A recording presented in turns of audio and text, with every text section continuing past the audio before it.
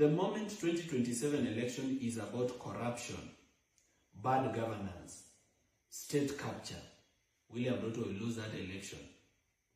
And he will lose that 20% of the vote. The moment the election is about corruption and about bad governance, he will lose it.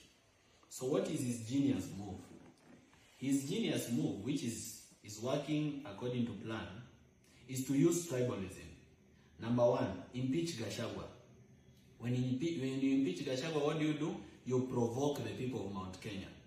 When you provoke the people of Mount Kenya, what happens? They start singing circumcision songs.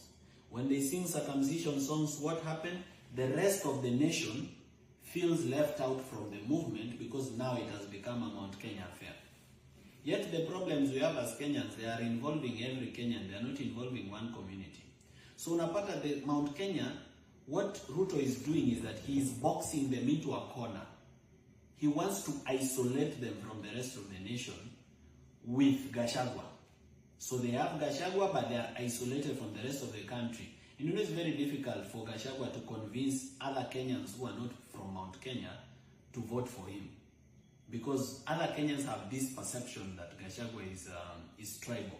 Even if probably you know him better and maybe you've met him and you know he's not tribal, perception is everything. This guy, people think that he is tribal.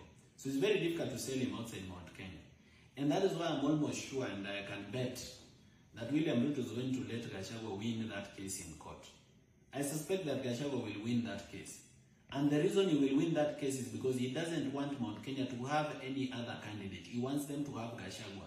Because it's easier to sell tribalism when Gachagua is the candidate.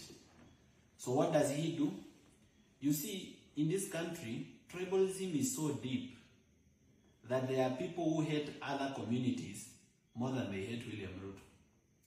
There are people who go certain places, they say, nani alichukua mashamba yenu? Ni kabila fulani. Banks zote hapa ni za kabila gani? Na supermarket zote, Quickmart ni ya nani? Naivas ni ya nani?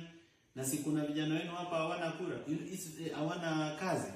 It's very easy to sell tribalism in Kenya, especially against maybe a community that has maybe is everywhere, or has bought a lot of land, or has worked hard and gathered property. It's very easy to sell tribalism against them from other communities. So you find people will believe the tribalism story more than they will believe the story about corruption. One of the things that has affected the Vampire Diaries and my fight against corruption has been tribalism.